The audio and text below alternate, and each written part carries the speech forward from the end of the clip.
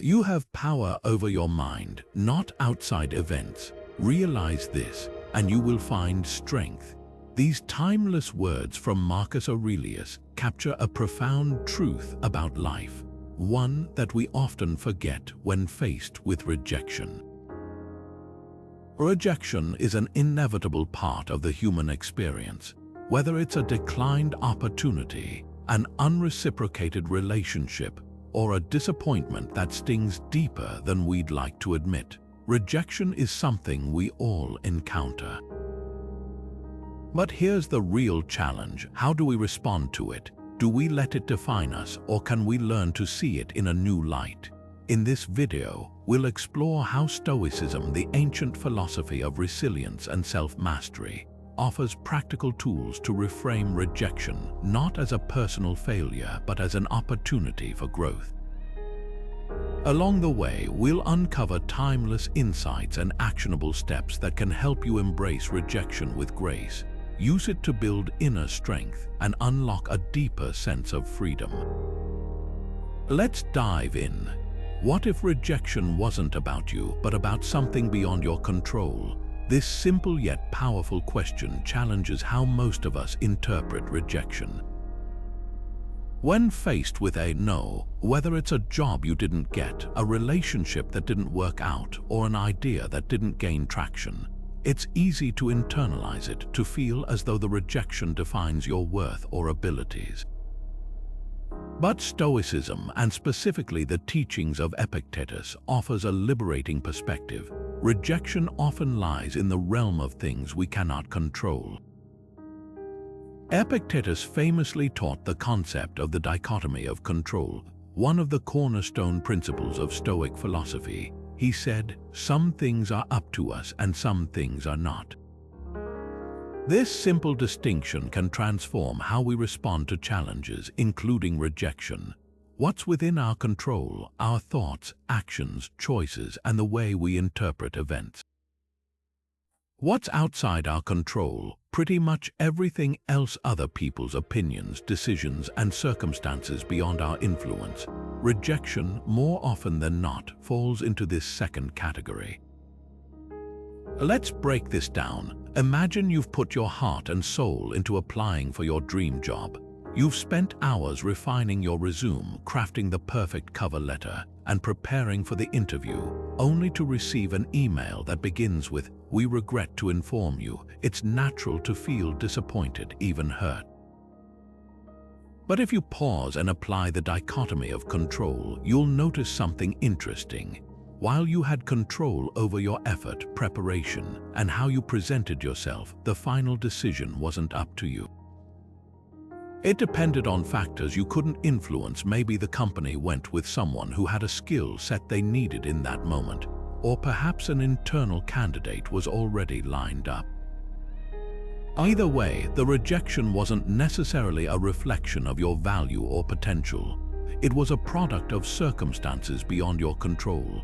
Epictetus reminds us that attaching our self-worth to outcomes we can't dictate is a recipe for frustration and unnecessary suffering.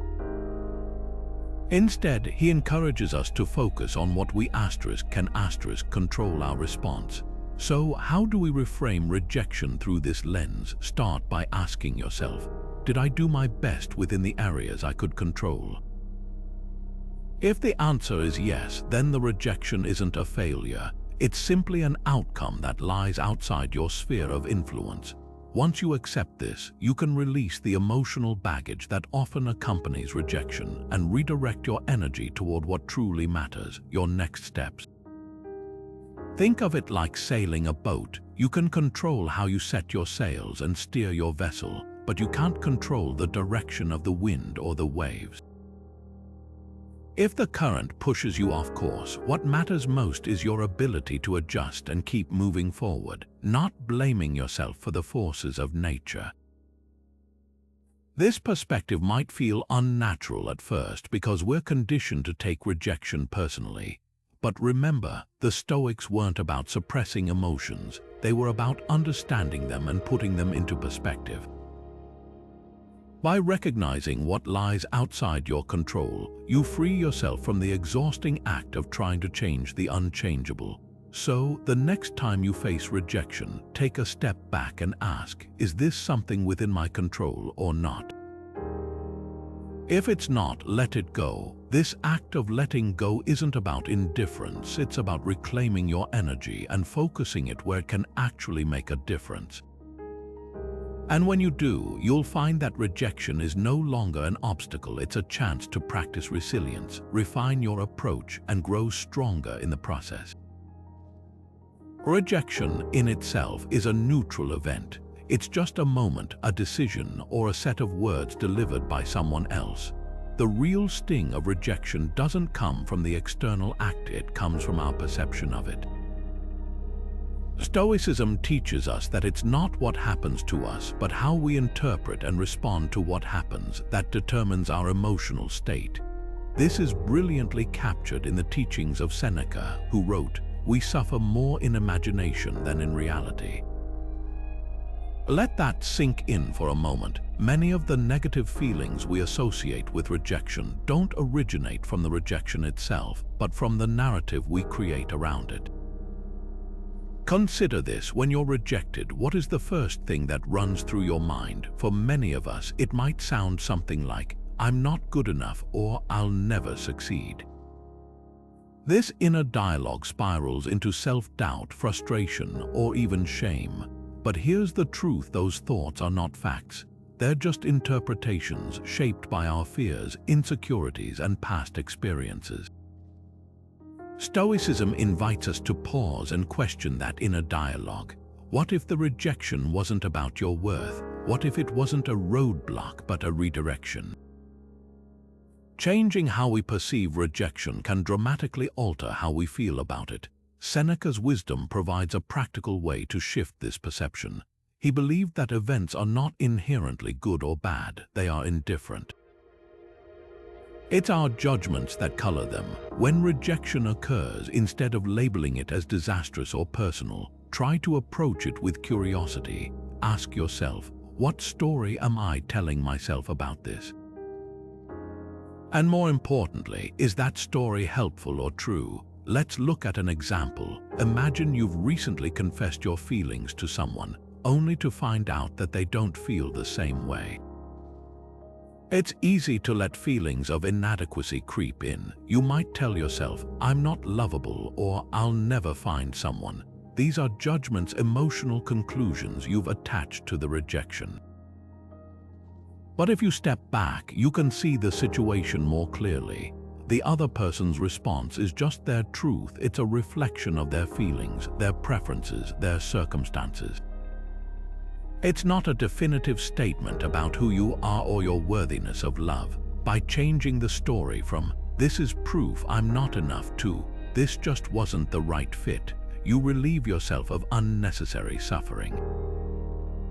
Seneca also reminds us to take a broader view of life, urging us to see obstacles as opportunities. Rejection, when viewed correctly, can be a chance to strengthen our character, refine our goals, or uncover new paths we hadn't considered. It's all about perspective. For example, if you didn't get chosen for a project or promotion at work, it's easy to feel defeated.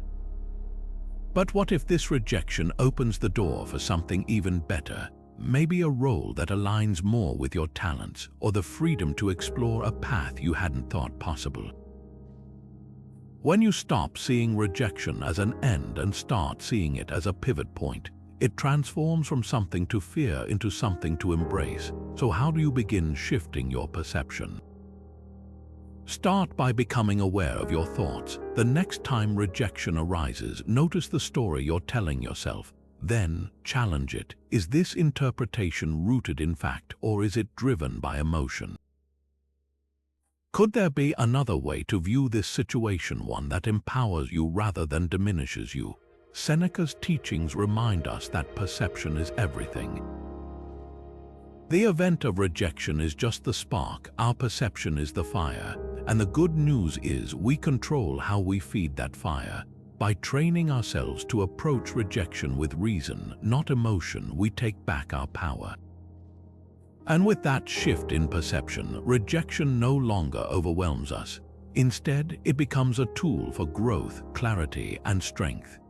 There's a beautiful concept in Stoicism called Amor Fati, which translates to love of fate. This isn't just about accepting what happens to you, it's about embracing it wholeheartedly, as though everything, even rejection, is exactly what you were meant to experience. It's a mindset that asks you to not only endure life's challenges, but to cherish them as essential pieces of your journey. Marcus Aurelius captured it perfectly when he said, "A blazing fire makes flame and brightness out of everything that is thrown into it." In other words, everything that happens to you, good or bad, success or rejection, becomes the fuel that shapes who you are, helping you grow stronger, wiser, and more resilient. But how do you love rejection? It's not easy, right? Rejection in the moment feels uncomfortable, painful, even unfair. Yet Amor Fati challenges us to see rejection not as an obstacle, but as an opportunity. It's a reminder that life's unfolding, no matter how unexpected or difficult, is always working in your favor.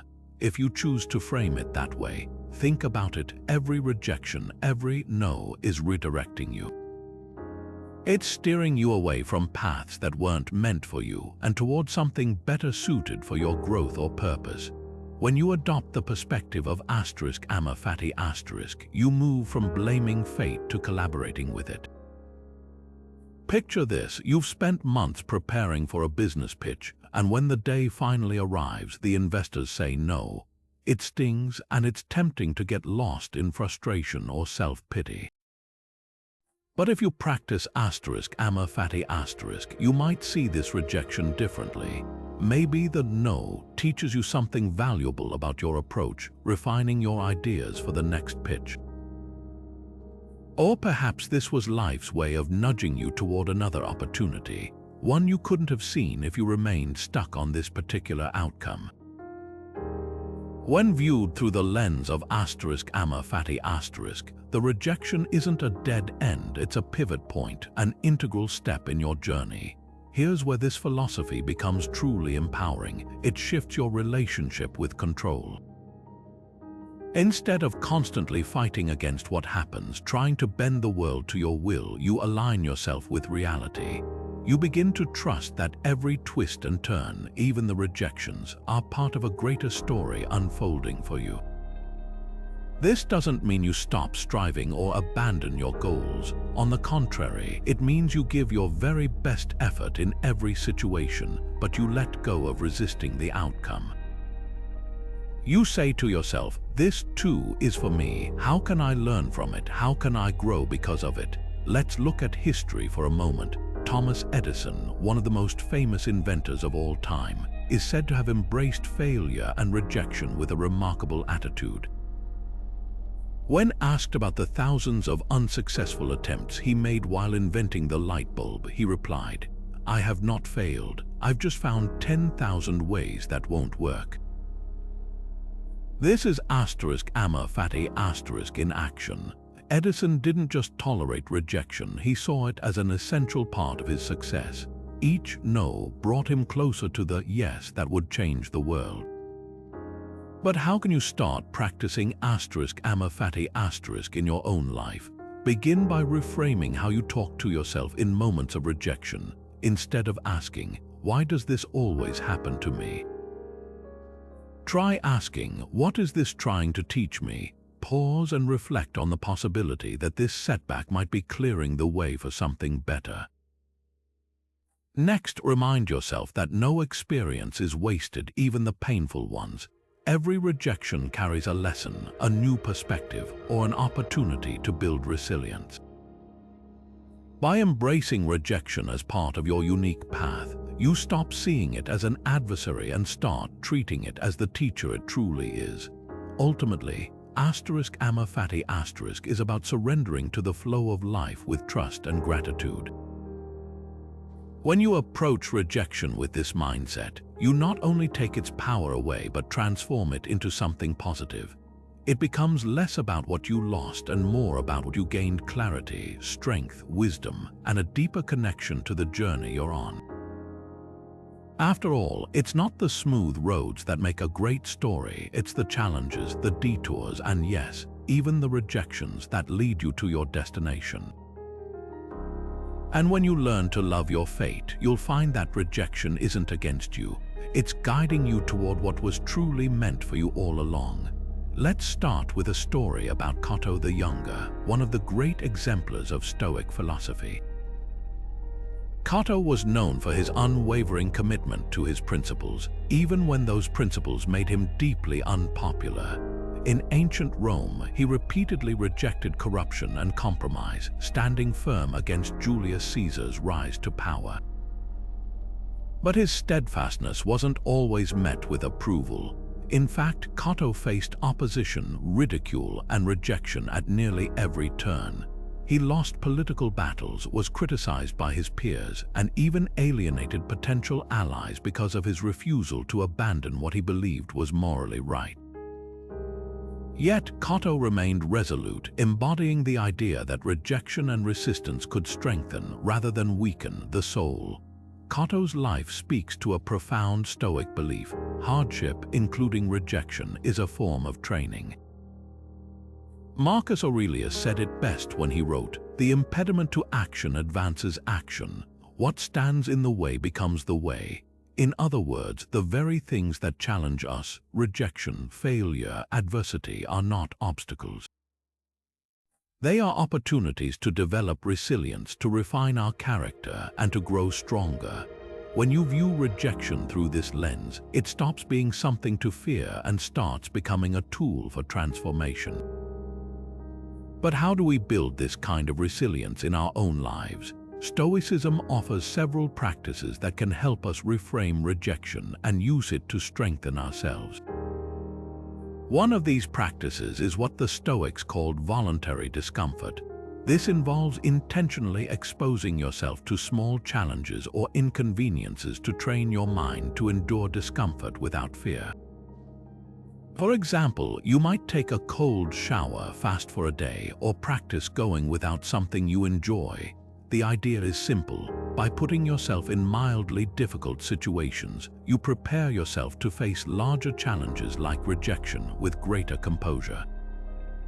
If you've learned to endure discomfort in controlled circumstances, you're less likely to crumble when life throws unexpected setbacks your way. Now let's connect this back to rejection.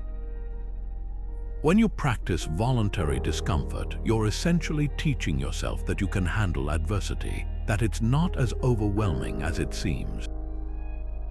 So when rejection inevitably happens, you're better equipped to face it with calm and clarity. Instead of spiraling into self-doubt, you can step back and say, "This is tough, but I've trained for this. I know I can get through it." Another powerful Stoic tool for resilience is the practice of negative visualization. The Stoics encouraged imagining potential difficulties or setbacks ahead of time, not to dwell on negativity, but to prepare yourself mentally and emotionally. Let's say you're about to ask for a promotion and you fear being turned down. By visualizing the possibility of rejection in advance and accepting it as a potential outcome, you take away its power to surprise or destabilize you. When you run through the scenario in your mind, you might even realize that rejection isn't as catastrophic as you initially thought. It's uncomfortable, yes, but it's not the end of the world. And with this mindset, you step into the situation with confidence, knowing that whatever happens, you can handle it. But perhaps the most profound Stoic lesson about resilience is this: rejection doesn't diminish your worth. Seneca reminds us, difficulties strengthen the mind as labor does the body. Rejection is like lifting weights for your soul. Each time you face it, each time you endure it and learn from it, you become stronger. You become more grounded in who you are, less shaken by external events, and more capable of navigating life's challenges with grace. Consider this in your own life. Think about a time when rejection felt like a door slamming shut. Now, looking back, can you see how that experience shaped you, Maybe it pushed you to develop new skills, strengthen your determination, or find a better path. This is the hidden gift of rejection. It forces you to grow in ways you might not have chosen for yourself, but that ultimately benefit you. Cotto's resilience, forged in the fires of rejection, is a reminder that hardship is not the enemy. It's an opportunity. Each no you face has the potential to build you up, to sharpen your character, and to prepare you for an even greater yes. By applying Stoic practices like voluntary discomfort, negative visualization, and an understanding that hardship strengthens the soul, you can cultivate a resilience that allows you to turn every rejection into a stepping stone toward your growth and purpose. Rejection, when looked at through a Stoic lens, is one of life's greatest teachers. It shines a light on areas we may have overlooked, pushes us to confront weaknesses, and offers lessons that success simply cannot provide. While moments of rejection can sting, they also provide us with a unique opportunity for self-examination and self-improvement. Seneca, one of the great Stoic philosophers, emphasized this in his writings, urging us to use every setback as a chance to reflect, learn, and grow. He wrote, "When a man is pushed, tormented, defeated, he comes to the realization of his own weaknesses and learns where he had need to improve." This idea of seeing rejection as a mirror, a clear reflection of where we stand, can transform how we approach it. Instead of dwelling on the discomfort or embarrassment of being turned away, we can ask ourselves, what is this rejection trying to show me? What can I learn from this experience? It's not about beating ourselves up or obsessing over perceived failures. It's about using rejection as feedback, neutral, objective feedback that we can use to refine our efforts and grow into a stronger version of ourselves. Let's break this down with an example. Imagine you're a writer who has submitted your work to a publisher only to receive a rejection letter. The initial instinct might be to feel defeated, to think, "I'm not good enough." But if you follow Seneca's advice, you'll approach this differently. Instead of seeing the rejection as a sign of inadequacy, you'll see it as a teacher. You might review the work you submitted and ask questions like, are there areas where I can make my ideas clearer? Or did I fully research and prepare for the genre or audience I was submitting to? By reflecting on what led to the rejection, you identify areas for improvement. Maybe your structure needs tightening or your storytelling needs more depth. Whatever the case, the rejection has now become a valuable guide for how you can elevate your craft. The practice of self-examination is central to Stoicism, and Seneca often reminded us that this process isn't about judgment, it's about growth. He urged his readers to end each day with an examination of their actions, asking themselves, what did I do well? What could I have done better? What will I improve tomorrow? When you apply this same level of reflection to moments of rejection, you take a response that's often rooted in emotion and transform it into an intentional path toward improvement. Here's another way to think about rejection. Picture every rejection as a road sign. Each time you encounter one, it's pointing you toward a better route. It might be highlighting an area where you need to practice more, a skill you need to strengthen, or even a redirection towards something more aligned with your abilities and goals. Without rejection, you might never pause to reevaluate your approach or push yourself to grow. In this way, rejection isn't just a roadblock, it's guidance. Even history supports this idea. Let's take the example of Michael Jordan, widely regarded as one of the greatest basketball players of all time. Early in his life, Jordan famously didn't make his high school varsity basketball team. That rejection could have crushed him, but instead he used it as fuel.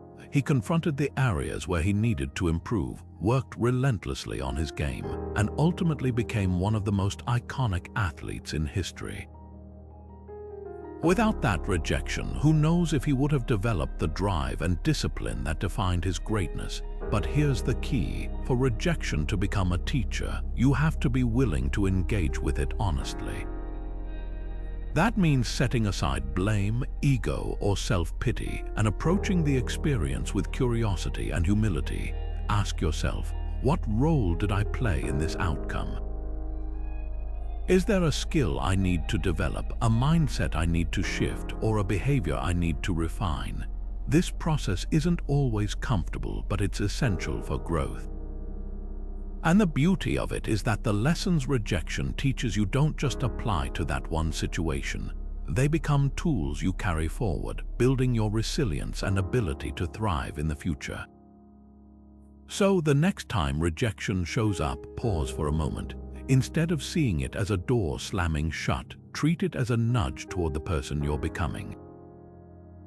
Let it teach you, let it guide you, and remember, as Seneca would say, the greatest strength doesn't come from avoiding hardship, it comes from using hardship to better yourself. Rejection, in this way, is not the end of the path, it's the beginning of a new, better one. Imagine you're preparing for a big job interview. It's for a position you've been dreaming about for years, and the stakes feel impossibly high. As the day approaches, your anxiety builds. What if you say the wrong thing? What if they don't like you? What if you don't get the job? These thoughts can be overwhelming, often leaving you paralyzed with fear. Now, here's where the Stoic practice of negative visualization comes in, a tool that can turn this anxiety into calm preparedness. Negative visualization, or premeditatio malorum as the Stoics called it, is the practice of contemplating potential challenges, failures, or setbacks before they happen. At first glance, this might seem counterproductive or even pessimistic. Why imagine worst-case scenarios when that might increase our anxiety? But the reality is the opposite. By intentionally visualizing rejection or hardship and mentally rehearsing how you would respond, you give yourself the ability to confront your fears head-on, demystify them, and reduce their emotional power over you. Let's take that job interview as an example. Instead of avoiding the thought of rejection, you fully embrace it. You sit down and imagine the scenario. You walk into the room, sit across from the panel, and despite your best effort, you fumble through a critical question. Maybe you don't have the exact experience they're looking for, or the chemistry just doesn't seem to click. At the end of the process, they tell you, "We've decided to go with another candidate." In your mind, you replay this scene in detail, imagining how it feels to hear those words and how your emotions might initially react: disappointment, frustration, maybe even embarrassment. But here's where the brilliance of negative visualization comes in. Instead of letting the imagined rejection stop there, you go a step further. You think about how you would respond. How would you handle this situation with grace? How would you pick yourself up afterward? You might say to yourself, "Well, if I don't get this job, that's all right. It's not the end of my career. I'll reflect on the experience, improve for the next opportunity, and trust that another door will open." By mentally rehearsing this response to rejection, you not only reduce its sting if it does happen, but you also equip yourself to handle it with poise. Why does this work? Negative visualization has two powerful effects. First, it reduces the element of surprise. Many of the emotions we feel in the face of rejection, shock, panic, or despair, come from not being prepared for the possibility. When you've already played out the scenario in your mind, it feels familiar. You've anticipated it, and that anticipation blunts its impact. Second, it shifts your mindset from reactive to proactive. Instead of being caught off guard by rejection, you've already rehearsed your response. You've trained your mind to move quickly from disappointment to constructive action. Think about athletes who train for high-stakes events. Before they compete, they don't just envision winning, they also imagine the moments where things might go wrong. A tennis player might prepare for the possibility of losing the first set. A runner might visualize tripping early in the race. This mental rehearsal allows them to stay calm under pressure, adjusting their strategy if setbacks occur. The Stoics approached life in a similar way, using negative visualization to mentally practice responses to difficulties, so they were never thrown off course when challenges arose. This practice also helps to keep fear in perspective. Often, the worst part of rejection isn't the rejection itself, it's the fear of it. That fear builds up in our minds, turning a single moment into a mountain we're terrified to climb. But when you take the time to visualize the potential rejection, you realize something important. It's not as scary as you've built it up to be. Yes, rejection might hurt in the moment, but it's not insurmountable. You'll recover, you'll grow, life will go on, and you'll be better equipped for the next challenge because of it. In fact, negative visualization can even reveal unexpected opportunities within rejection. When you take time to reflect on what you'll do next, you may find that you're open to paths you hadn't considered before. Maybe that job wasn't the right fit to begin with, and the rejection frees you to pursue something even more aligned with your goals. Or maybe the process of preparing for rejection helps you identify skills you want to develop, making you stronger for future opportunities. So, how can you start practicing negative visualization in your daily life? Begin with something simple. Think about an event you're nervous about, whether it's a presentation, an audition, or a difficult conversation. Pause and imagine the possibility of it not going as planned. Play it out in your mind, not just the moment of failure, but your response to it. Remind yourself that even in this imagined worst-case scenario, you're still in control of your actions and mindset. You'll find that this practice doesn't create fear, it lessens it. It builds a foundation of emotional resilience, preparing you to handle rejection with clarity and strength. Through negative visualization, the Stoics remind us that rejection is not something to dread, but something we can face, accept, and grow from. When you've already rehearsed life's challenges, they lose their power to derail you. And what's left? A sense of calm confidence that no matter what happens, you'll be ready. Rejection often feels permanent, like a scar we carry that never quite fades. But Stoicism reminds us of a profound truth. Nothing in life is truly permanent, not success, not failure, and certainly not rejection. Marcus Aurelius, perhaps the greatest advocate of this perspective, wrote, "Time is like a river made up of the events which happen, and a violent stream, for as soon as a thing has been seen, it is carried away, and another comes in its place." This simple but profound observation reveals the transient nature of all experiences. Everything that seems overwhelming in the moment will eventually pass, carried away by time's unrelenting flow. Understanding this truth can help dissolve the sting of rejection, allowing us to see it as just one fleeting moment in the larger river of life. When someone rejects us, a job application is denied, a relationship ends, or our ideas are dismissed, it's natural to feel stuck in that moment, replaying it over and over in our mind. We might dwell on what went wrong or what we could have done differently, but if we step back for a moment and embrace the Stoic view of impermanence, we see that this rejection is not fixed in time. It's part of a constantly evolving process. What feels like a crushing defeat today will, in time, fade into a memory, no longer carrying the same weight or emotional charge. By recognizing that rejection is temporary, just like everything else in life, we can begin to free ourselves from its grip.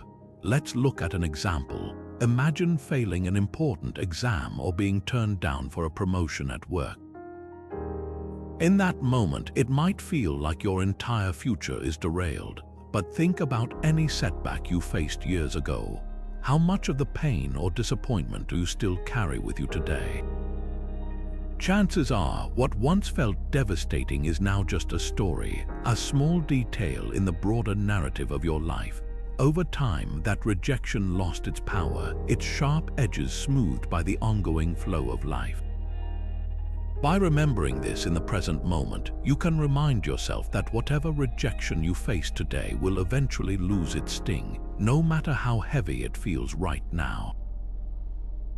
Marcus Aurelius also reminds us to keep life's challenges in perspective. He wrote, "Do not dwell on the future or the past. Be content with what you are doing now." This doesn't mean ignoring rejection or pretending it didn't happen.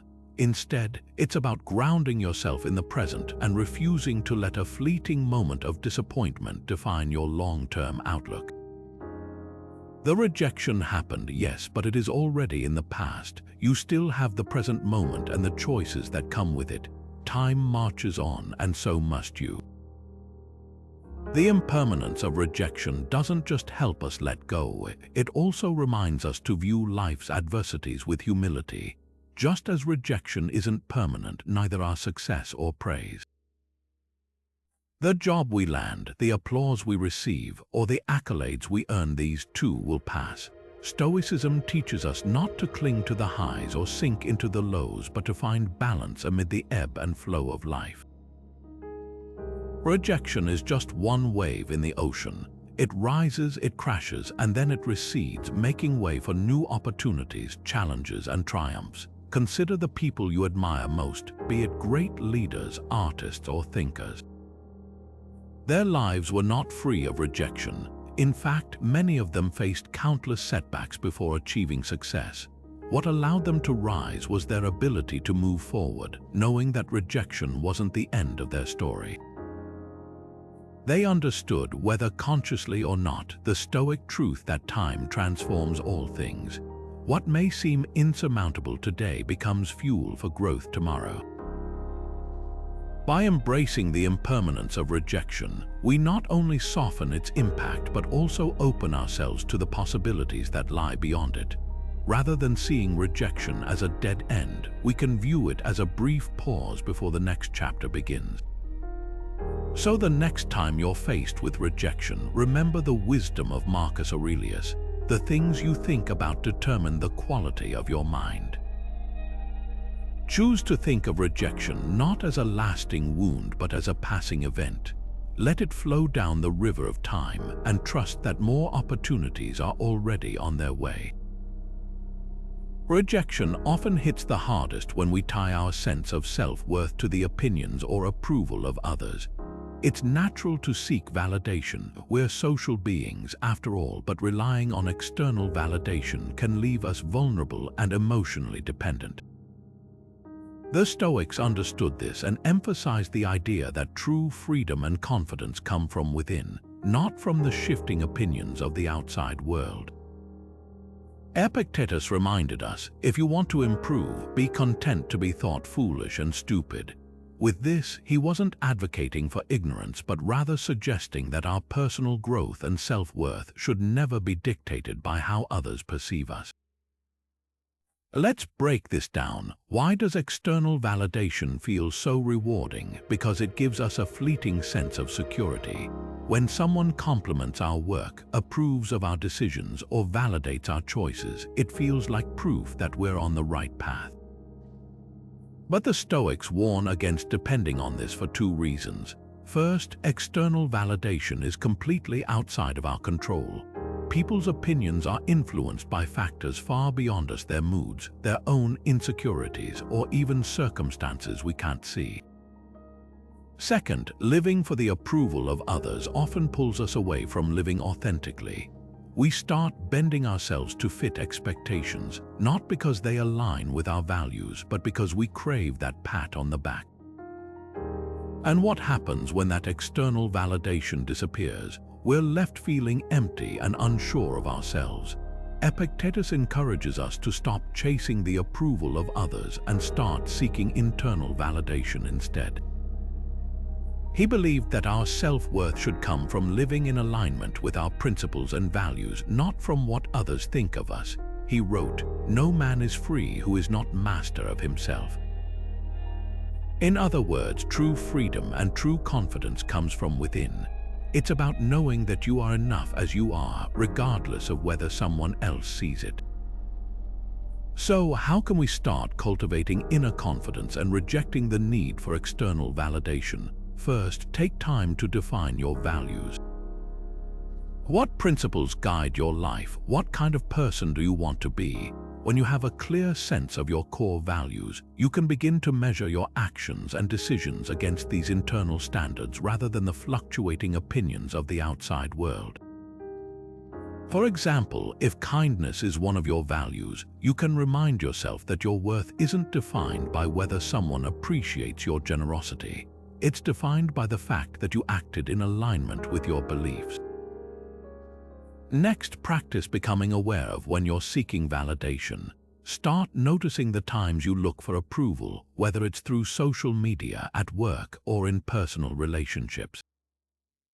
Ask yourself, am I doing this for myself or am I doing it to be liked?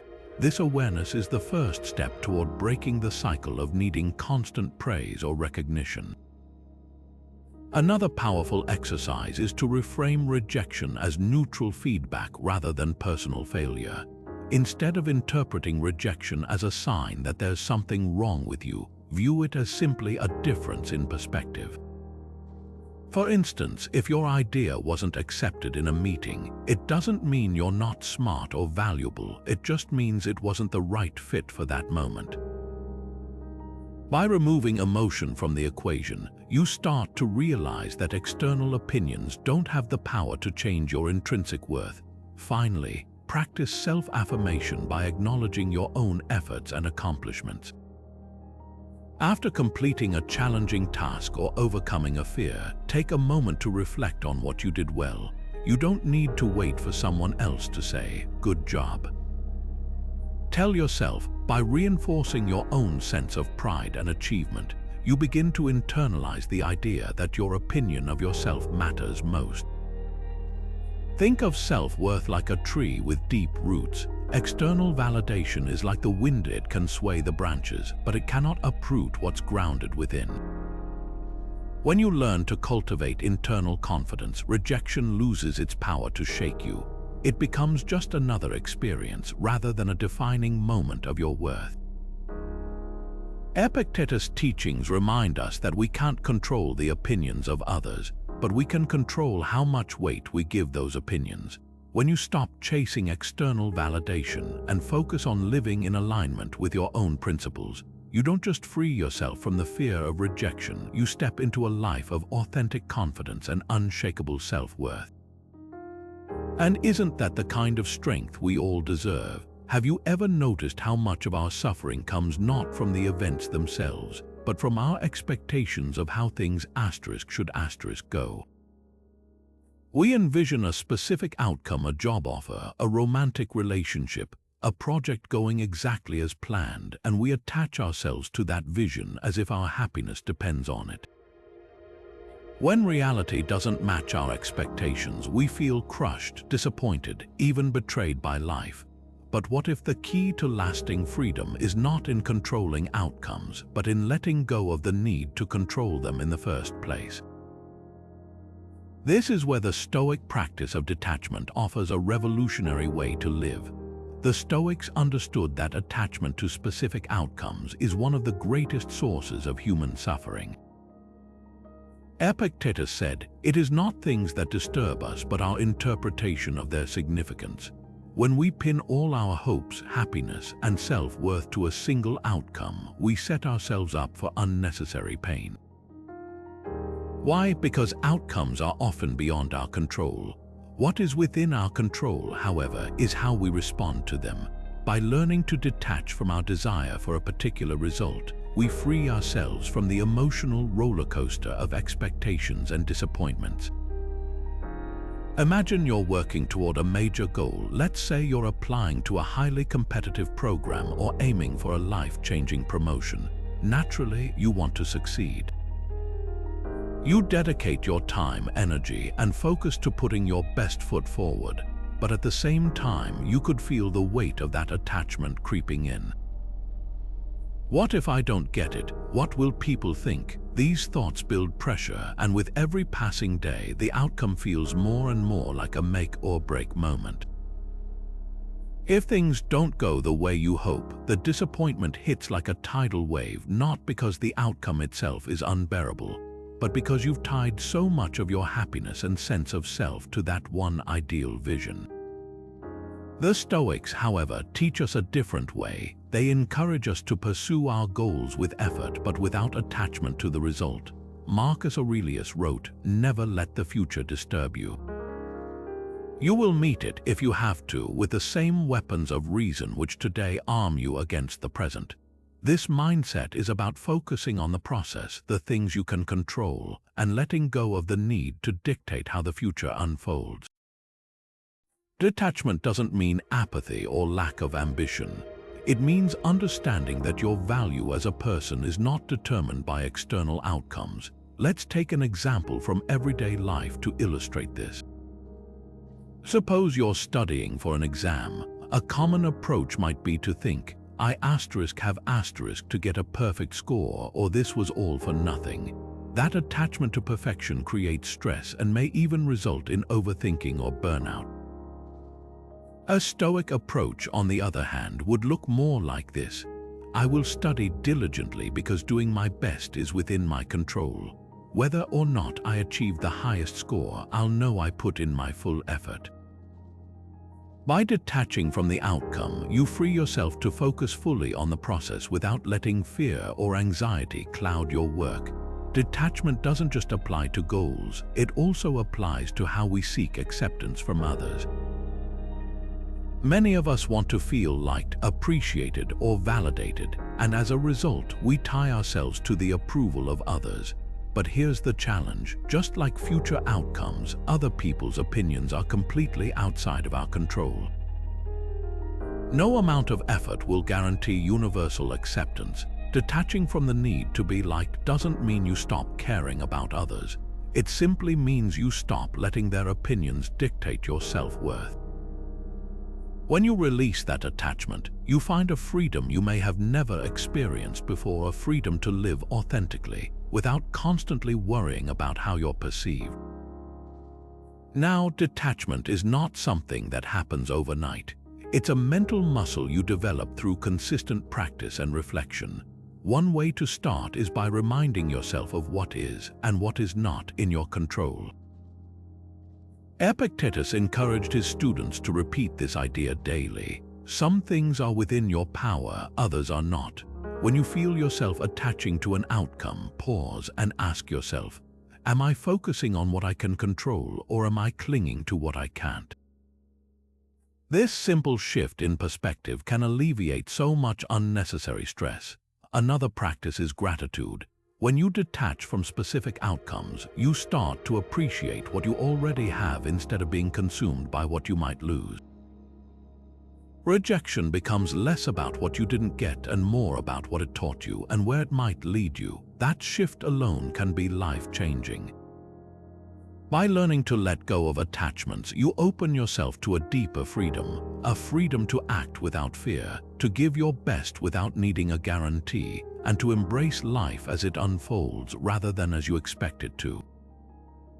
In the end, detachment isn't about giving up. It's about gaining the clarity and strength to fully live, regardless of what life throws your way. In Stoicism, there is a fundamental belief that the universe operates according to a rational order, a concept the Stoics called logos. The logos is often described as the divine reason or natural law that governs the cosmos. It's the force that ensures everything unfolds as it should, even if from our limited perspective, events seem chaotic or unjust. Rejection, whether it's a missed opportunity, a failed relationship, or any other form of setback, is not an accident or punishment. Instead, Stoicism teaches us to see rejection as part of this greater universal order, something that fits into the design of the logos, even if its purpose isn't immediately clear. Marcus Aurelius, one of the most influential Stoics, wrote, "Whatever happens, happens as it should, and if you observe carefully, you will find this to be so." This perspective encourages us to step back and view rejection not as an isolated misfortune, but as a necessary piece of a much larger puzzle, one that we may not fully understand in the moment. By aligning ourselves with this idea of the logos, we can find peace in the face of rejection, trusting that what happens to us is part of the natural flow of life. Let's look at a real-world analogy to make this concept more tangible. Imagine you're assembling a jigsaw puzzle, but you only have a few of the corner pieces in place. From this limited vantage point, it's impossible to see how each piece fits into the bigger picture. Some pieces may even seem completely out of place. You might pick up a piece that doesn't fit right now, growing frustrated or questioning whether it even belongs in the puzzle at all. But as you start to put more pieces together, the picture begins to emerge. What seemed confusing or pointless at first starts to make sense as part of the whole. Rejection in our lives works the same way. At the moment it happens, it can feel unfair, unnecessary, or even random. But when you zoom out and view your life as part of the universe's grand design, you start to see that rejection often serves a purpose. It redirects you, teaches you, or clears the way for something better suited to you. While you may not see how it fits at the time, trust in the asterisk logo's asterisk assures you that it belongs in the larger picture. Consider how this played out in the life of someone like Steve Jobs. When Jobs was famously ousted from Apple, the very company he co-founded, it seemed like a rejection of monumental proportions. At the time, he described feeling humiliated and uncertain about his future. But years later, Jobs reflected on that experience and called it the best thing that could have happened to him. It freed him to experiment with new ideas, leading to the creation of Pixar and ultimately his return to Apple, where he reshaped the company into one of the most successful in history. That initial rejection wasn't a closed door. It was a vital part of the universal order that allowed him to grow and succeed in ways he couldn't have imagined. Embracing the asterisk logo's asterisk doesn't mean we dismiss the pain or frustration that comes with rejection. The Stoics weren't about suppressing emotions. Instead, they teach us to acknowledge those feelings while putting them into perspective. Rejection, when viewed through the lens of the asterisk logos, asterisk is no longer a personal failure or an obstacle. It's a necessary step along the path laid out for you by the rational order of the universe. So how can you apply this perspective in your own life? When faced with rejection, pause and remind yourself of the bigger picture. Reflect on times in the past when something you thought was a setback turned out to be a blessing in disguise. Trust that even if you can't see it now, this rejection has its place in the grand design of your life, and most importantly, align your actions with the flow of the asterisk logos. Asterisk, instead of resisting or fighting against what has happened, ask yourself, how can I use this experience to grow? What opportunities might this open up for me? By embracing the idea of rejection as part of the universal order, you let go of the need to control every outcome. You start to see life not as a series of disconnected events, but as a beautifully interconnected process. And in that acceptance, you find a deep, unshakable sense of peace. Because in a universe governed by asterisk logos, asterisk nothing happens by accident, not even rejection. It all belongs. Rejection is not a failure, but a test of your inner strength. It's an opportunity to embody one of the most fundamental Stoic virtues, courage. When we talk about courage, we often think of dramatic acts, rushing into danger to save someone or standing alone against injustice. But in Stoicism, courage is just as much about facing life's everyday challenges with resilience and determination. And few things in life test our courage more quietly, yet persistently, than rejection. To the Stoics, courage wasn't just the bravado of physical bravery. It was something deeper. It was the strength to persist, to face discomfort, to endure what we fear, and to stand firm in the face of pain or difficulty. Rejection, then, becomes the perfect crucible for cultivating courage. It demands that we confront our vulnerability, our fears of inadequacy, and the sting of failure. It challenges us to pick ourselves up, dust ourselves off, and try again, even when it feels easier to give up. and in doing so, it strengthens us. Take, for example, J.K. Rowling, the author of the Harry Potter series. Before she became one of the most successful writers in modern history, Rowling faced relentless rejection. Her manuscript was turned down by publisher after publisher, 12 in total. Most people in that situation would have felt defeated, questioning whether their work was worth pursuing. But Rowling displayed courage, pushing forward in spite of the setbacks. She believed in her vision and her ability to tell the story, even when the world around her didn't seem to agree. Her success wasn't just about her talent, it was about her courage to keep going when the odds were stacked against her. Courage in the face of rejection also means resisting the urge to shrink into ourselves or give up our dreams out of fear. It's easy to feel small after someone says no, or when a project doesn't work out the way you hoped, but courage pushes us to stay in the game, to step back up and try again. The Stoic philosopher Seneca reminds us that sometimes even to live is an act of courage. Continuing to show up for life in relationships, in our careers, and in pursuit of our goals after we've experienced rejection is one of the ultimate demonstrations of courage.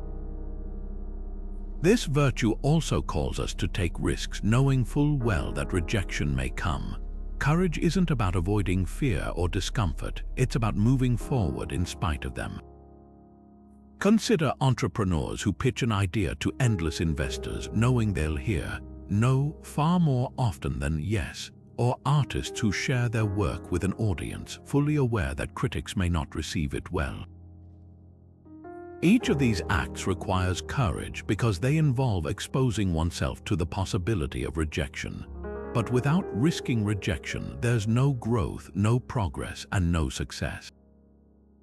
In your own life, think of a time you held yourself back because you were afraid of hearing no.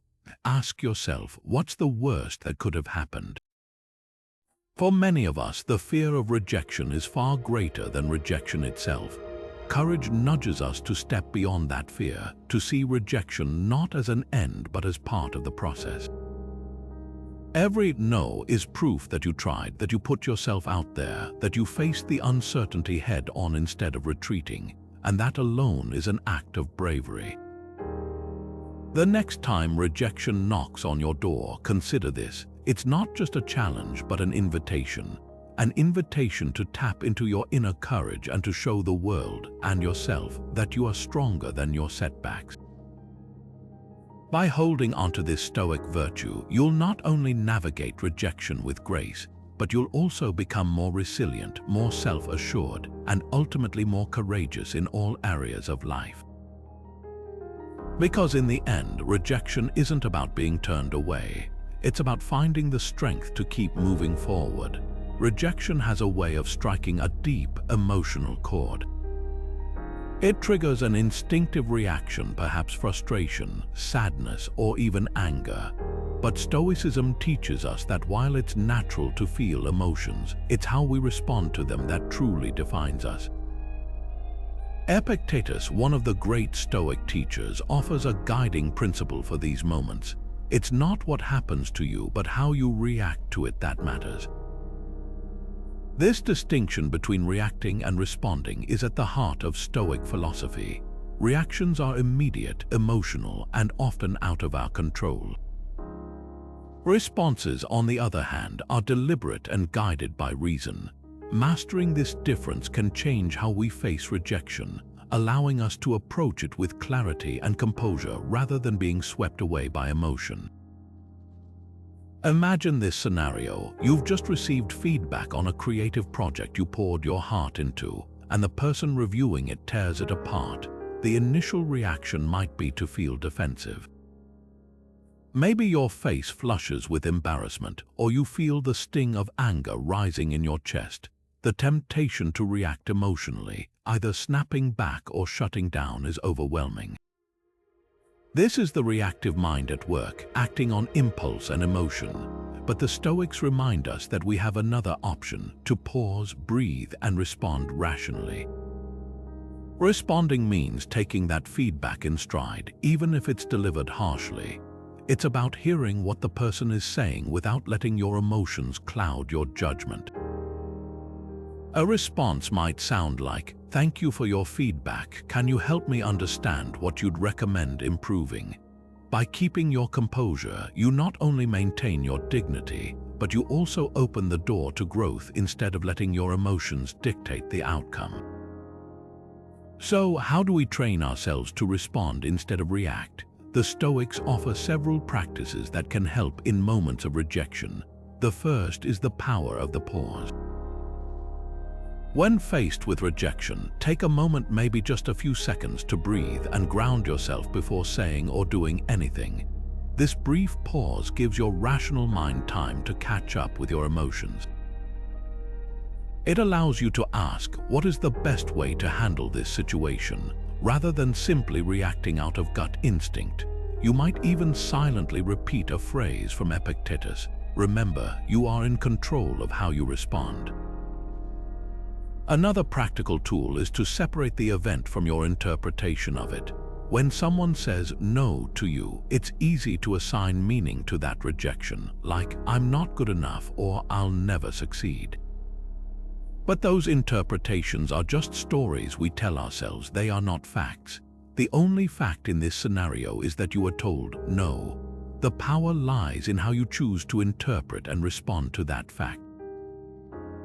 You can decide to see it as a challenge to improve, a redirection to something better, or simply as an outcome that's outside your control. For example, let's say you're interviewing for your dream job and don't get it. A reactive response might be frustration, resentment, or retreating into self-doubt, but a Stoic response might sound like this: "I did everything in my control to prepare for that interview. The outcome was not up to me. What can I learn from this experience to prepare for the next opportunity?"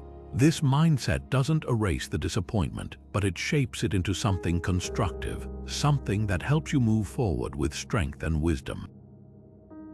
The beauty of responding rationally rather than reacting emotionally is that it puts you back in control. You may not have power over the rejection itself, but you always have power over how you meet it. By choosing a composed, thoughtful response, you transform rejection from something that defeats you into something that refines you. So the next time rejection strikes, remember Epictetus' wisdom. It's not what happens to you, but how you react to it that matters. Take a moment to breathe, separate the event from your emotions, and choose your response with intention. With practice, you'll find that rejection loses much of its sting, and you'll walk away stronger, more composed, and more in control of your own narrative. Rejection, as painful as it can feel, is not an anomaly or a disruption in the natural flow of life. It is the natural flow of life. The Stoics believed that living in harmony with nature is the foundation of a virtuous and fulfilling existence. To them, nature wasn't just the physical world of trees and rivers. It encompassed the natural order of the universe, the inevitability of change, and the shared human experiences that connect us all. Rejection is one of those shared experiences, an event that is neither unnatural nor wrong, but simply a part of what it means to be human. Marcus Aurelius encapsulated this beautifully when he wrote, "Accept whatever comes to you woven in the pattern of your destiny for what could more aptly fit your needs." When we resist rejection, when we label it as unfair, fight against it, or wish it away, we are, in a sense, resisting nature itself. Think of it like trying to stop the waves of the ocean with your hands. It's exhausting, and no matter how much we fight, the tide will continue to rise and fall. Marcus Aurelius encouraged a different mindset, one of acceptance, understanding that life's events, including rejection, unfold as a necessary part of the larger whole. By seeing rejection not as a disruption but as something woven in the pattern of our lives, we can begin to embrace it as a teacher rather than an enemy. But what does it mean to align with nature, practically speaking, when faced with rejection? First, it means recognizing that rejection is an inevitable part of the human experience. Think about it. Every person you admire, every figure from history, every friend or family member you know has faced rejection in some form. It's as universal as joy, love, or loss. By accepting rejection as natural, you strip away the sense of unfairness or personal failure that often accompanies it. You're not being singled out or punished. You're simply experiencing a part of life that everyone encounters. Marcus Aurelius also reminds us to look at rejection through a broader lens. He wrote, "Does what's happening keep you from acting with justice, generosity, self-control, sanity, prudence, honesty, humility, straightforwardness?" In other words, does rejection truly prevent you from living virtuously or in accordance with your values? If the answer is no, then it isn't something to fear or resist. Instead, it's something to accept, learn from, and incorporate into your journey. Let's think about nature itself for a moment. Imagine a tree in a storm. It bends and sways, its branches tossed by the wind. It doesn't fight against the storm. It doesn't stand rigid or resist. It simply adjusts, moving with the forces of nature until the storm passes. This flexibility allows the tree to survive, to grow stronger, and to continue standing in the face of future challenges. We, too, can learn to move with life's rejections in the same way. By aligning with the flow of life rather than fighting against it, we develop resilience and an ability to adapt to whatever comes our way. This perspective doesn't mean apathy or passivity. It doesn't mean you stop striving for your goals or abandon your dreams. Instead, it means you do your best while accepting that the outcome is ultimately beyond your control. If rejection comes, it's not a signal to stop or despair. It's a message from nature, urging you to reflect, adjust, and continue forward on a path that better aligns with your growth. Take as an example Thomas Edison's famous outlook on failure. He faced countless rejections and setbacks while inventing the light bulb, but instead of seeing each failure as a final defeat, he viewed them as part of the process, as natural steps toward success. He famously said, "I have not failed. I've just found 10,000 ways that won't work." Edison's journey exemplifies living in accordance with nature, accepting rejection as a natural part of progress and using it as an opportunity to realign and persevere. The Stoics teach us that life is not about controlling every outcome, but about learning to coexist peacefully with the natural forces at play. Rejection, when viewed in this light, goes from being a source of pain to a source of wisdom. It reminds us to live in harmony with the world as it is, not as we wish it to be. So, whenever you face rejection, take a moment to pause and reflect. How can this experience help me align more deeply with my purpose, my values, and the natural rhythm of life? In doing so, you'll find not only peace but also the strength to continue growing. Rejection, though difficult in the moment, often plays a vital role in shaping the trajectory of our lives. What if, instead of resenting rejection, we began to see it as something to be grateful for? This might seem counterintuitive. After all, how can we feel gratitude for something that initially feels like a loss? But as the Stoic philosopher Seneca reminds us, gratitude isn't reserved for the joys and successes of life. He wrote, "We should try to count our blessings, but we should also count our misfortunes as blessings in disguise." From this perspective, even rejection can be seen as a gift, an essential step in helping us grow, redirecting us toward something better, or teaching us lessons we didn't know we needed. Think about one of the most pivotal moments in your life. Maybe you didn't get a job you desperately wanted, or a relationship you had high hopes for came to an unexpected end. At the time, the pain of that rejection may have felt overwhelming, and it's easy to dwell on those moments as periods of failure or loss. But now, looking back, can you see how that rejection led to something better? Maybe losing that job opportunity pushed you to improve your skills, which eventually landed you a role that was an even better fit. or perhaps that failed relationship taught you what you truly value in a partner, making it possible for you to find someone more aligned with your goals and values. Rejection may close one door, but often it's only so another, more fitting door can open. This is where gratitude becomes a transformative practice. Gratitude isn't about pretending rejection doesn't hurt or brushing it aside. It's about recognizing its role in shaping you. It reframes rejection not as a dead end, but as a necessary detour that's guiding you toward a better destination.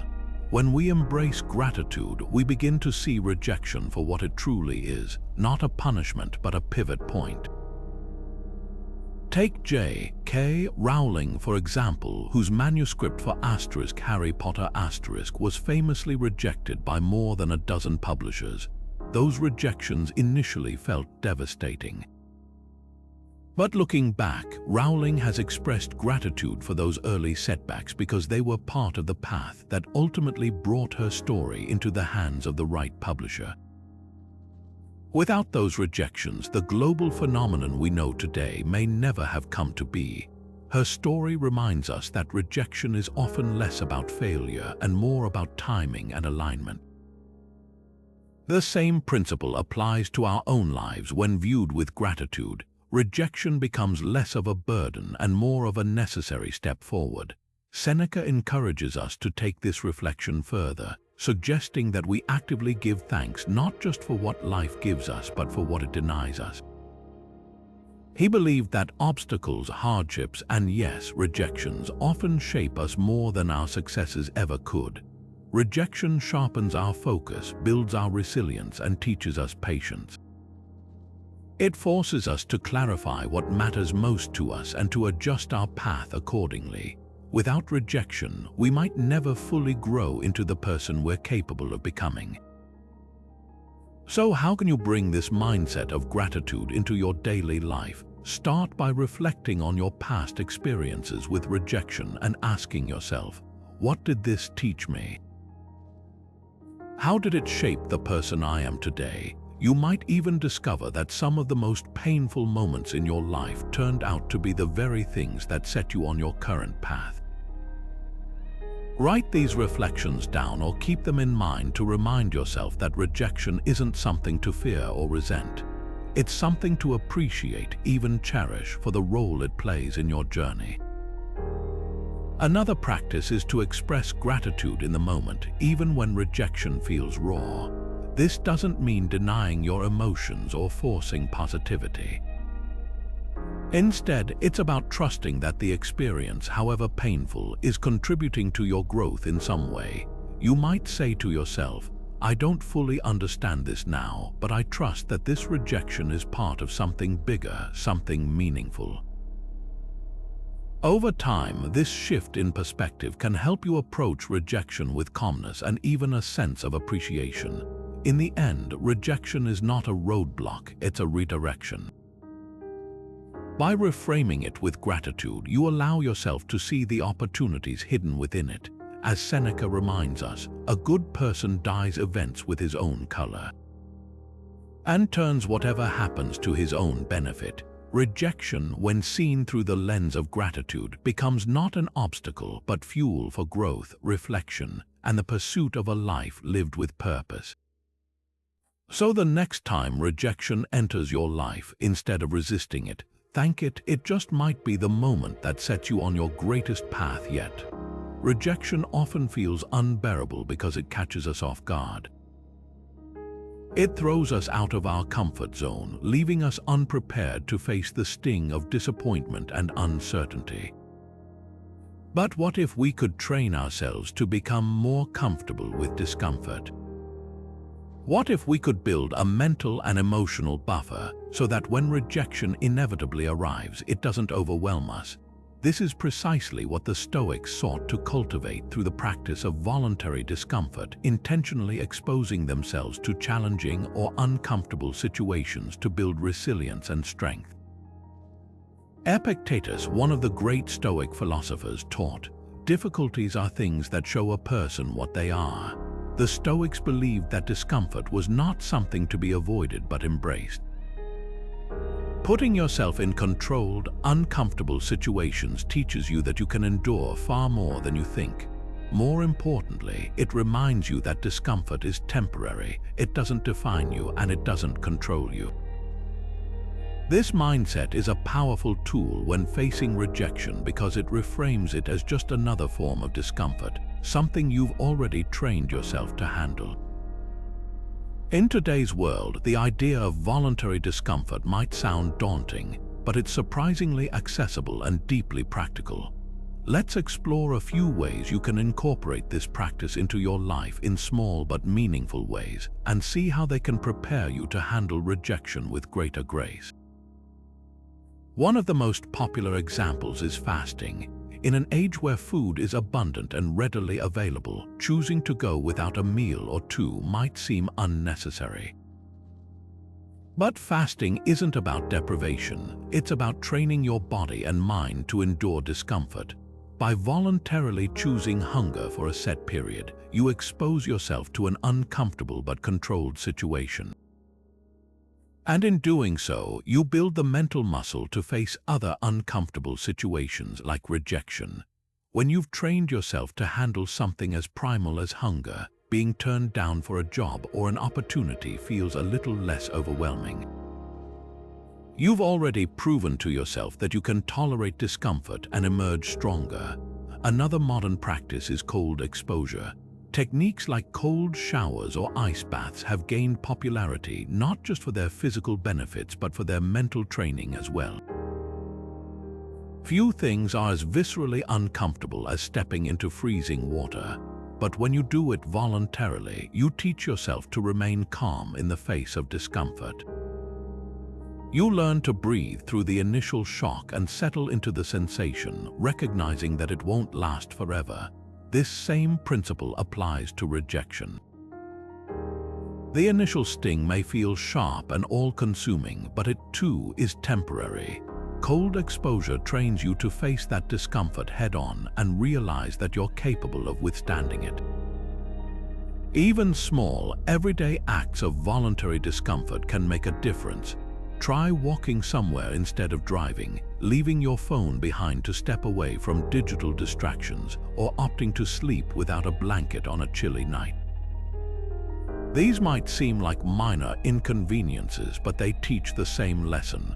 You can handle life's discomforts, even the ones that feel unpleasant at first. But how does this practice connect specifically to rejection? When you regularly expose yourself to voluntary discomfort, you develop a mindset that recognizes discomfort as a necessary part of growth rather than something to fear. Rejection becomes less personal and more manageable. You've already proven to yourself that you can thrive in situations where things don't go perfectly.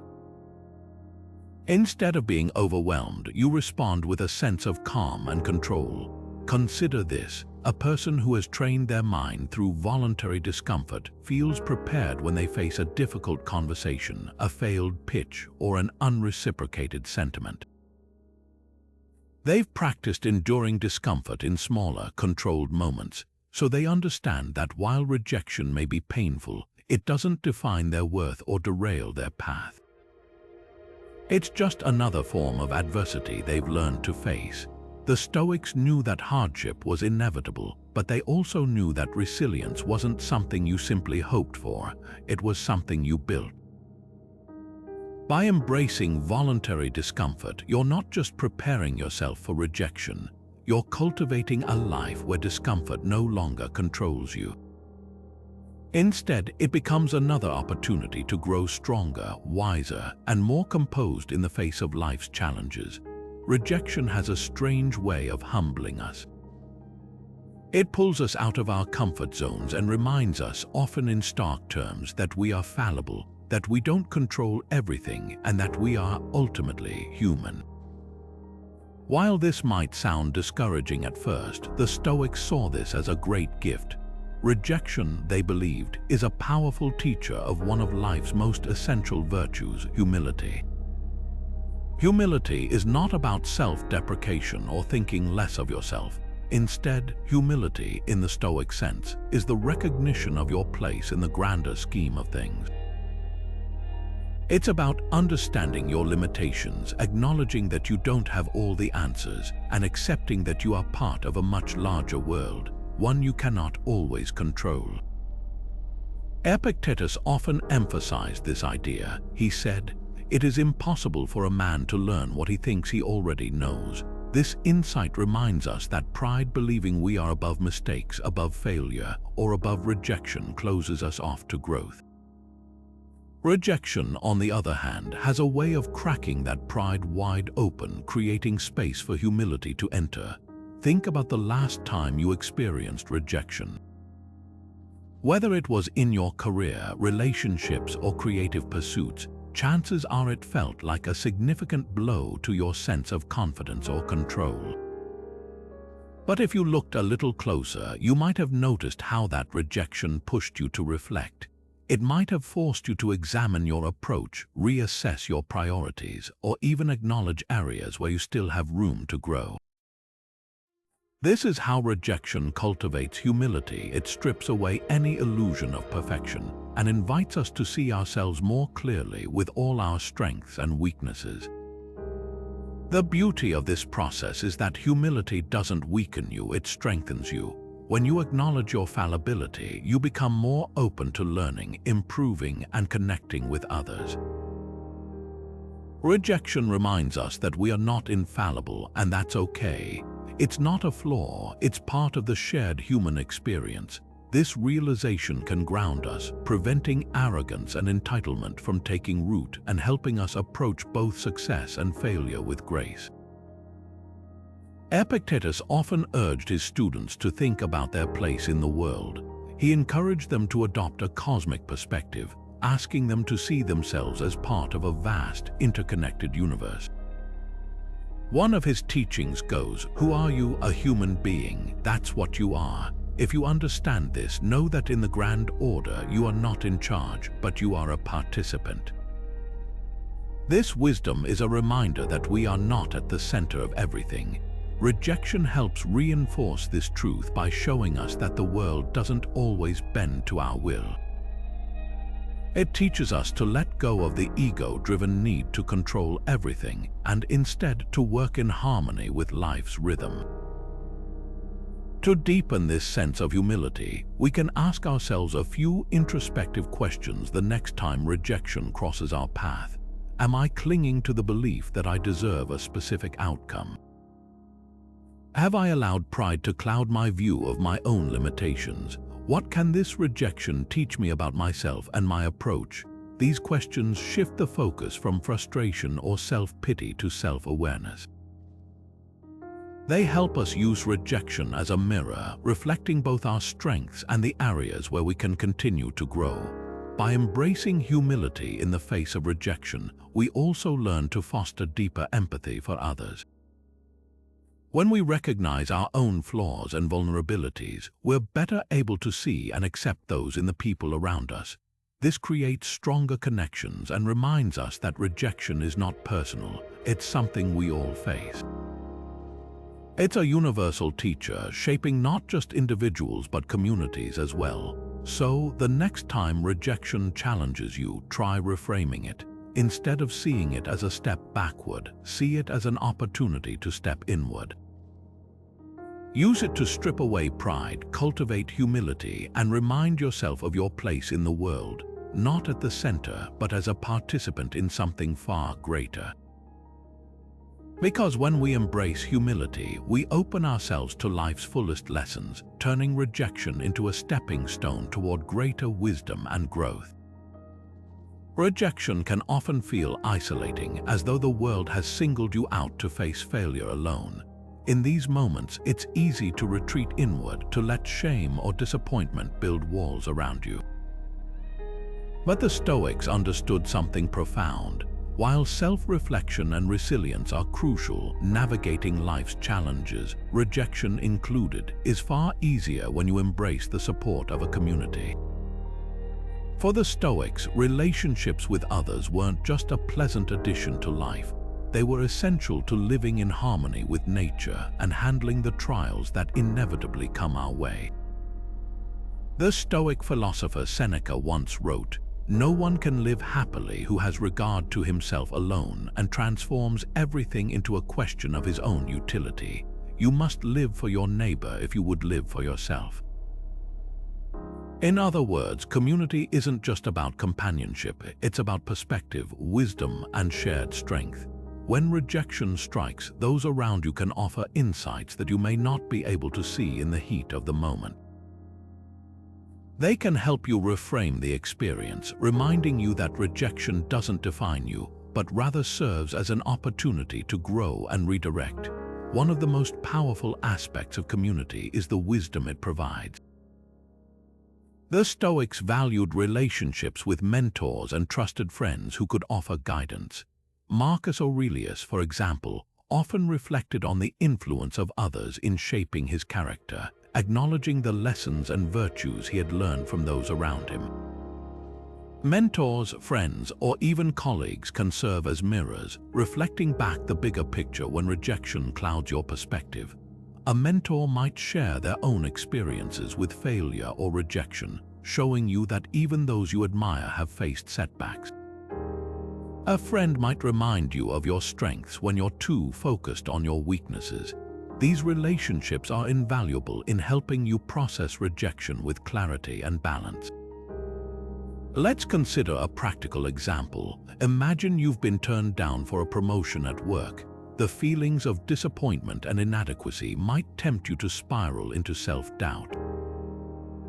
But sharing this experience with a mentor or colleague can bring clarity. A mentor who's been through similar struggles might offer advice, helping you see this rejection not as a personal failure but as a stepping stone. Perhaps they explain how a similar setback in their life eventually led to a better opportunity. Or maybe a trusted friend listens without judgment, reminding you of your value and encouraging you to keep moving forward. These interactions don't erase the sting of rejection, but they soften its impact and remind you that you're not alone. Community also helps us find perspective through the collective human experience. Rejection can make us feel uniquely inadequate, as though no one else has ever felt the same pain. But by opening up to others, we begin to see that rejection is universal. Everyone has faced it in some form. When you realize that even the most successful people in your life have encountered failure, it normalizes the experience and reduces its emotional weight. In fact, sharing stories of rejection often strengthens bonds, as it creates a space for mutual understanding and encouragement. In addition to wisdom and perspective, community provides accountability. When rejection tempts you to give up, those around you can encourage you to stay the course. They can remind you of your goals and why you started, helping you maintain momentum even when the path feels difficult.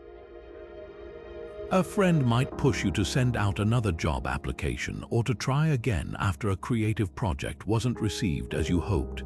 This support doesn't diminish the importance of self-reliance, it complements it. The Stoics also emphasized the importance of giving within a community, not just receiving.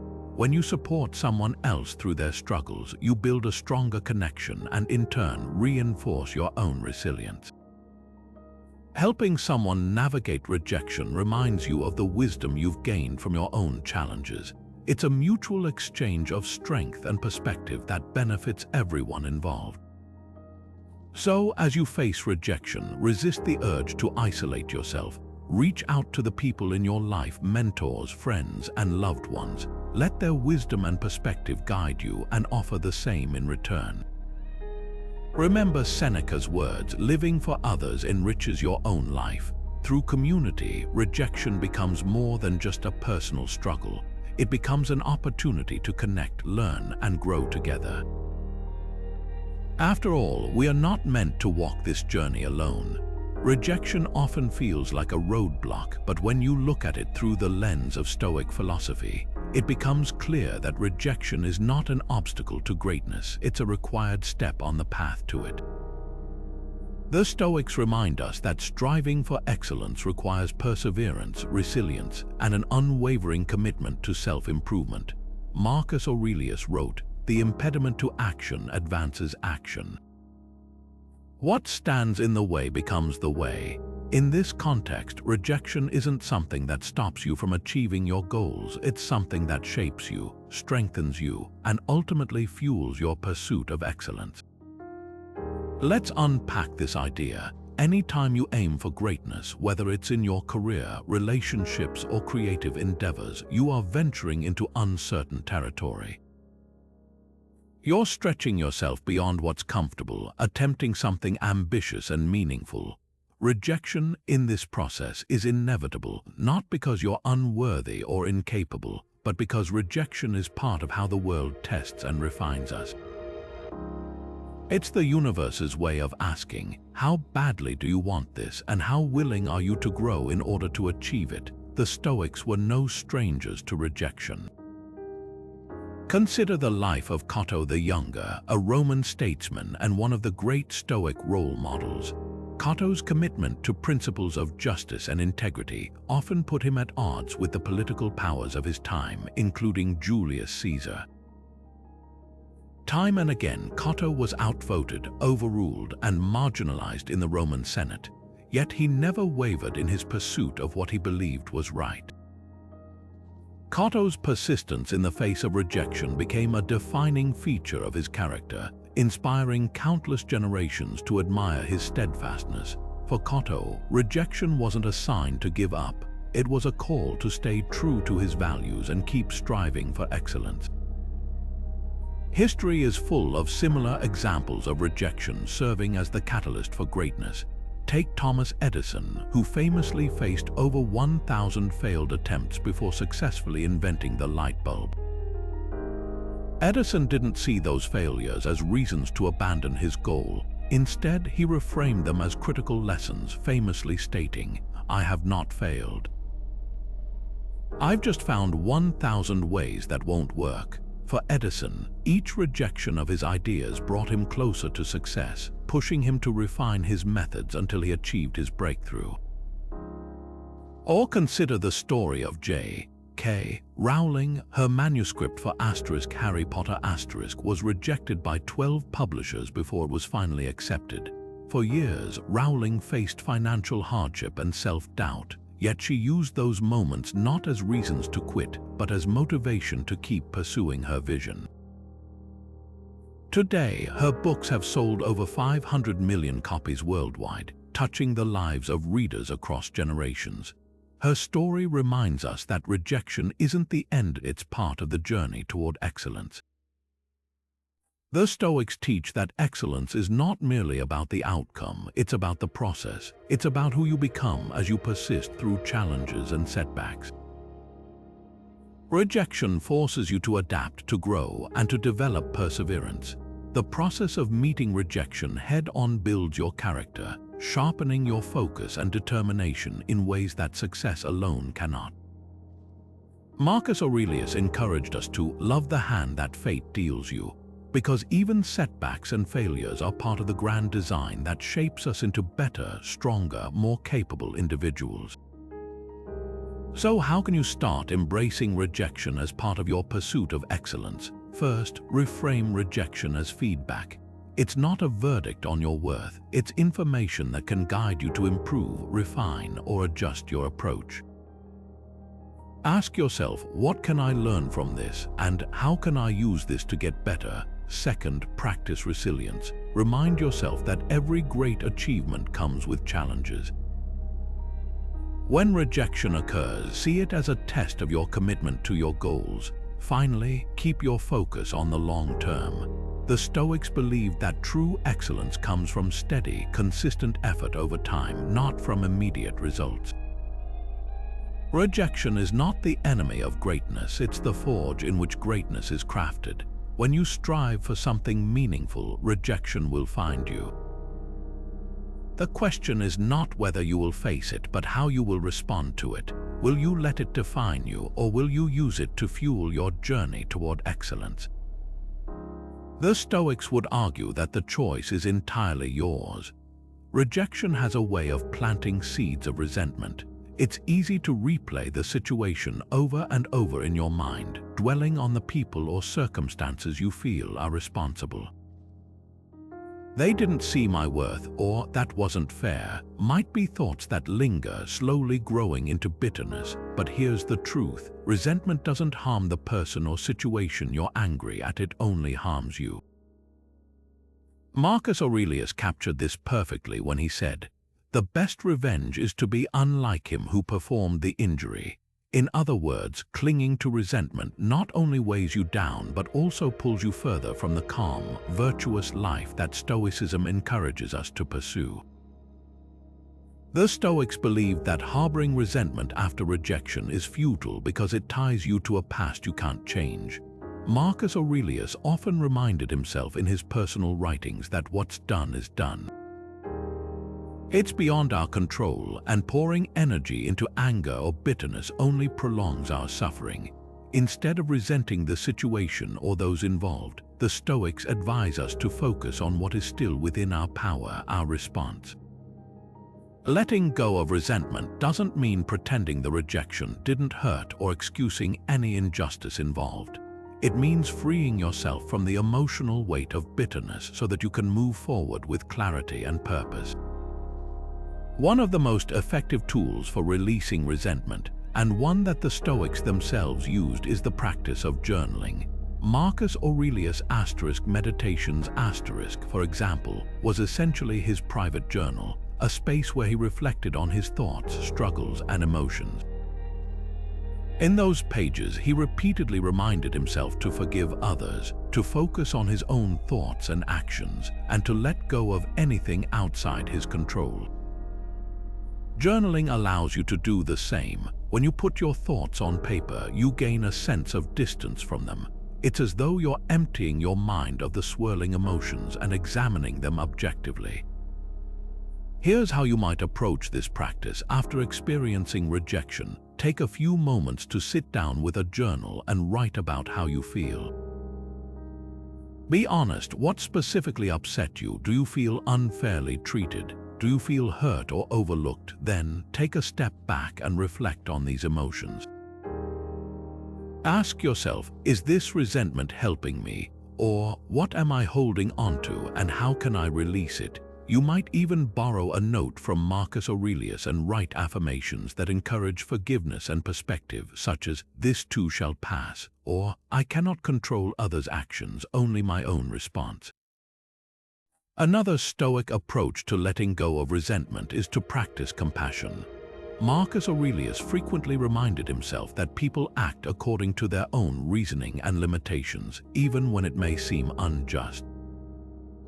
He wrote, "Whenever you are offended at someone's lack of shame, you should immediately ask yourself, so is it possible for there to be no shameless people in the world?" This isn't about excusing poor behavior, but about recognizing that everyone is navigating their own struggles, fears, and shortcomings. If someone rejected you harshly or unfairly, it may say more about them than it does about you. By choosing to forgive, you free yourself from the emotional burden of their actions. Lastly, consider reframing rejection itself as a neutral event, as the Stoics often encouraged. Resentment thrives when we assign blame or personalize the rejection. But what if the rejection wasn't about you? What if it was simply the result of circumstances beyond your control? By depersonalizing rejection, you make it easier to let go of the feelings of unfairness or betrayal that feed resentment. Letting go of resentment isn't just about moving on, it's about reclaiming your peace of mind. Harboring bitterness keeps you tied to the very event or people you want to distance yourself from, while forgiveness allows you to step forward with lightness and clarity. So, the next time rejection stirs up resentment, pause and remind yourself of Marcus Aurelius' wisdom. The best revenge is to be unlike him who performed the injury. By choosing forgiveness, you let go of the past and open yourself to a future unburdened by bitterness. Rejection can feel all-encompassing in the moment, as though the entire weight of life presses down on that single no.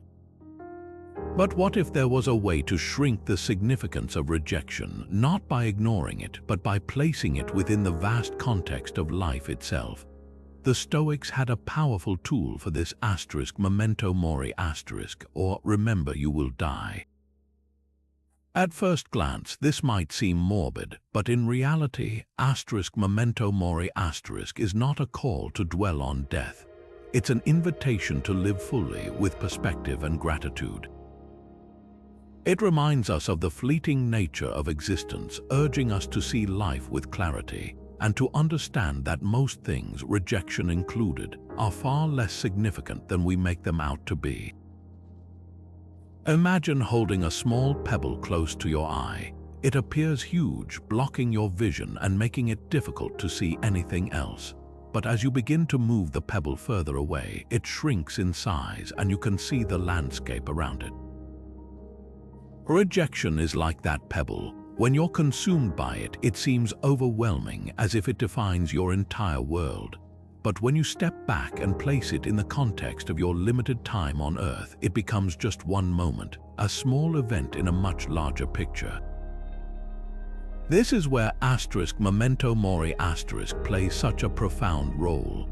Reflecting on your mortality shifts your focus from what you've lost to what truly matters. Marcus Aurelius captured this sentiment in his Meditations when he wrote, "You could leave life right now." Let that determine what you do and say and think. Rejection, in light of this truth, loses its ability to dominate your thoughts. If life is short, why spend precious moments dwelling on one missed opportunity or someone else's opinion of you? Why waste the limited time you have on bitterness or self-pity when you could instead direct your energy toward growth, gratitude, and the pursuits that bring you joy? Let's consider this idea in a practical context. Think back to a rejection you faced in the past, one that at the time felt devastating. Perhaps it was a college you didn't get into, a job offer that fell through, or a relationship that ended unexpectedly. It likely felt like the end of the world, but now, with the passage of time, does it feel as significant? Chances are, it's become just one chapter in the story of your life, and you've likely found opportunities, lessons, and paths you wouldn't have otherwise discovered. This is the perspective Memento Mori helps you cultivate, not just years later, but in the moment. It reminds you that life is bigger than any single rejection and that there's always more waiting for you. Rejection can also serve as a wake-up call, inspiring you to realign with what's truly important. When viewed through the lens of mortality, it's easier to see that external validation, whether it's a job, a relationship, or approval, is not the source of lasting fulfillment.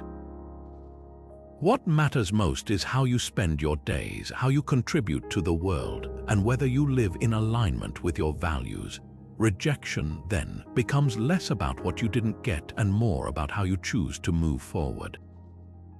The Stoics were deeply attuned to this idea. Seneca wrote, "It is not that we have a short time to live, but that we waste much of it." Rejection, when seen through the lens of Memento Mori urges you not to waste your time brooding over what's lost, but to channel that energy into what remains. It's a reminder that life is too fleeting to be consumed by fear of failure or regret. Instead, it implores you to focus on resilience, perspective, and the pursuit of meaning. So, how can you apply Memento Mori when rejection stings? Pause and ask yourself, will this matter in a year, in 5 years, at the end of my life? Visualize how small this moment might look when seen from the viewpoint of your entire life's journey. Remind yourself of the impermanence of all things, not just rejection, but even success and failure themselves. By doing so, you free yourself from the hold of the immediate and make space for what truly matters. Rejection, when paired with Memento Mori becomes less of a burden and more of a reminder to focus on what's meaningful, to live with urgency, and to let go of what doesn't ultimately serve you. It's a gentle nudge to realign, to move forward, and to make the most of the precious time you've been given. Rejection is an inevitable part of life. No matter how much we plan, prepare, or strive, we will all encounter moments when things don't go our way. When someone says no, when a door closes, or when life takes an unexpected turn. But as the Stoics remind us, rejection is not something to fear or avoid. Instead, it's a valuable teacher, one that can strengthen us, guide us, and ultimately help us grow into the best version of ourselves, if we choose to approach it with wisdom. Throughout this video, we've explored the practical tools Stoicism offers for reframing rejection, starting with the idea that we must focus on what is within our control. As Epictetus taught, some things are up to us and some things are not. Rejection is often the result of external factors, other people's decisions, timing, circumstances that lie outside our sphere of influence. Rather than wasting energy trying to control the uncontrollable, Stoicism encourages us to turn inward, choosing how we respond to each setback with reason and resilience. We've also talked about the importance of building resilience, a core Stoic virtue. Rejection tests our character, but it also gives us an opportunity to become stronger. Every no you face becomes a lesson in perseverance, a chance to refine your approach, and a reminder that discomfort is temporary. By practicing Stoic tools like negative visualization, embracing voluntary discomfort, and reflecting with humility, you can train your mind and spirit to endure and thrive even in the face of challenges. And let's not forget the role of gratitude. Rejection, when viewed through a Stoic lens, is not just a loss, it's a redirection. It helps clarify what truly matters, opens doors to paths we may not have seen, and builds the strength we need for future opportunities. When we choose gratitude over bitterness, we shift our focus from what didn't happen to what we've learned, and from what we've lost to everything we still have. Marcus Aurelius captured the essence of this perspective perfectly when he wrote, "The impediment to action advances action. What stands in the way becomes the way." Rejection, rather than being a roadblock, becomes the very path forward. It's not something that stops you, it's something that shapes you. It challenges you to grow, adapt, and move with purpose and clarity toward what lies ahead. So, how can you begin to apply these lessons in your own life? Start by embracing rejection as a natural part of any meaningful pursuit. Remember, every person you admire, whether it's a writer, a musician, an entrepreneur, or a leader, has faced rejection. It's not a sign of failure, it's proof that you're trying, that you're putting yourself out there, that you're pursuing something worthwhile. Take each rejection as an opportunity to reflect, recalibrate, and refine. Use it to build the resilience to keep going, because success is often just on the other side of persistence. Finally, take inspiration from Stoic practices. Practice detachment by focusing on what you can control and letting go of what you can't. Reframe rejection by treating it not as a stopping point but as part of the journey.